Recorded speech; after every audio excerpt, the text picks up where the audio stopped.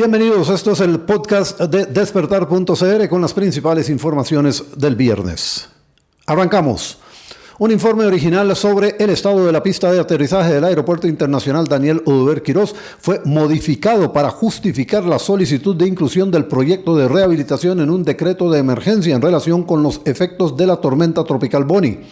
Así lo sostienen 7 funcionarios de la Dirección General de Aviación Civil en un oficio del 7 de agosto de 2023 dirigido al entonces director de Aviación Civil Fernando Naranjo Elizondo. De ellos, 6 son de la Unidad de Infraestructura Aeronáutica y una del Departamento de Aeropuertos. Según detalla el documento del cual Despertar.cr tiene copia, los ingenieros detectaron 5 conclusiones nuevas y que no fueron redactadas por la unidad, las cuales fueron incorporadas al informe sobre actuaciones de los últimos años en pista del Aeropuerto Internacional Daniel Oduber Quirós y estado actual de la infraestructura.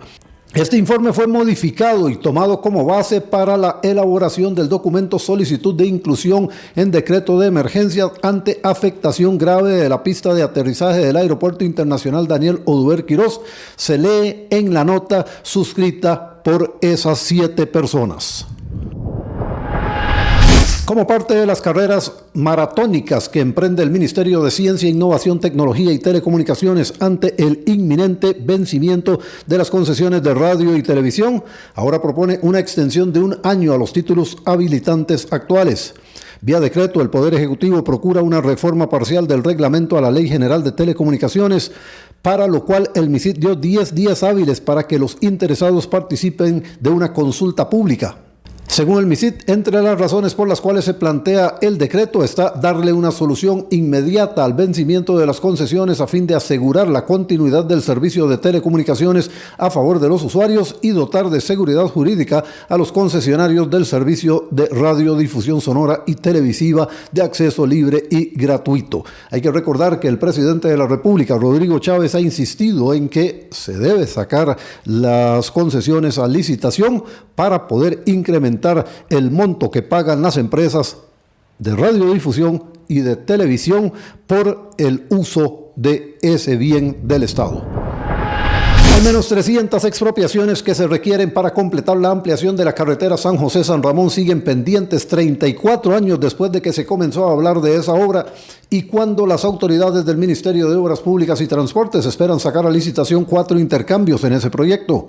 Son casi 35 años en que los vecinos de Occidente solo han escuchado promesas y no ven consolidado el proyecto que tanto les urge. En un 6º intento de reiniciar obra, Mauricio Batalla, jerarca del Ministerio de Obras Públicas y Transportes, reseñó que se trabaja en las expropiaciones de lo que es el tronco principal del proyecto.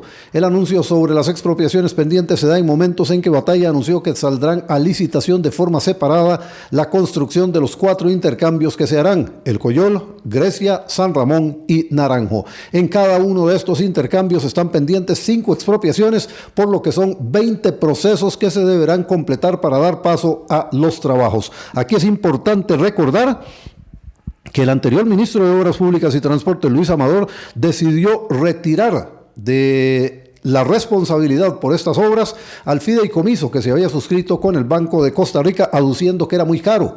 Ahí se perdieron 2 años en que prácticamente no se ha podido hacer absolutamente nada en las carreteras, mientras tampoco se avanzó con las expropiaciones.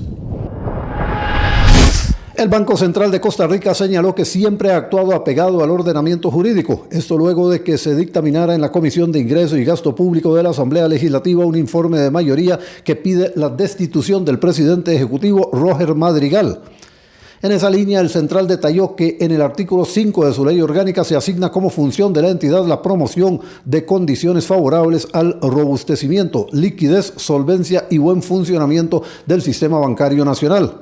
Las solicitudes de datos que el Banco Central ha realizado a la Superintendencia General de Entidades Financieras y a las entidades bancarias financieras tienen como fin último asegurarse de que las personas no van a sufrir un menoscabo de sus ahorros provocado por un manejo inadecuado de los riesgos en el sistema financiero nacional, dijo la entidad en un comunicado. La Sala Constitucional ordenó al ministro de Hacienda, Nogui Acosta, asignar y girar de forma inmediata al Fondo de Desarrollo Social y Asignaciones Familiares, FODESAV, la totalidad de los recursos correspondientes que debe realizar el gobierno según la ley. La resolución de la Sala se da luego de un recurso de amparo presentado por la fracción de diputados del Partido Frente Amplio en la Asamblea Legislativa contra el Ministerio de Hacienda por recortar 62.000 millones en los recursos destinados al FODESAV.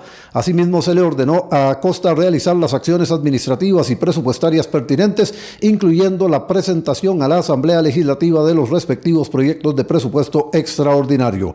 Lo anterior a efectos de garantizar que las transferencias del gobierno a favor de FODESAV durante el ejercicio económico del 2024 contemplen los 62.130 millones de colones que la autoridad recurrida omitió incluir en el presupuesto ordinario de la República del presente año.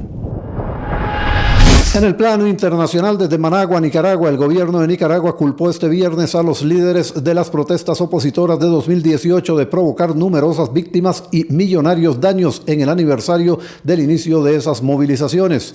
No hubo protesta pacífica, sino un intento violento de derrocamiento del gobierno legal y legítimamente constituido, dijo la vicepresidenta y esposa del presidente Daniel Ortega, Rosario Murillo, a medios oficialistas.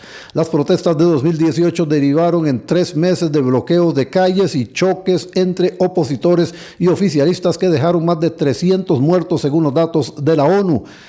El golpismo terrorista provocó pérdidas en la economía nacional por 22.000 millones de dólares y causó la pérdida de 140.000 empleos formales, flujos de inversión por 1.340 millones de dólares y daños por 640 millones de dólares en el sector turismo, afirmó la vicepresidenta.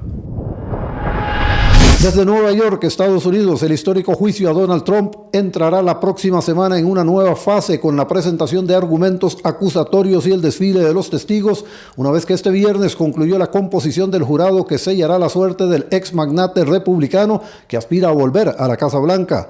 Trump, de 77 años, se ha declarado no culpable de los 34 cargos en su contra por supuestamente comprar el silencio de una ex actriz porno con la que habría mantenido una relación extramatrimonial, de tal manera que no interfiriera en su campaña presidencial de 2016, que ganó a la demócrata Hillary Clinton.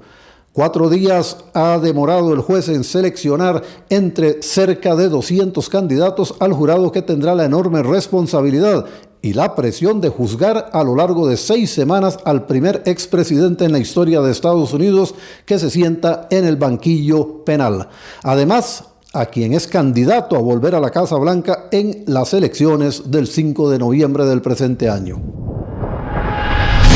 Y pasamos a Washington, también en Estados Unidos. El Fondo Monetario Internacional recomienda a América Latina que alíe consolidación fiscal con reformas para fomentar el crecimiento, porque aunque se ha recuperado de la pandemia mejor de lo esperado, arrastra una deuda pública y niveles de pobreza elevados.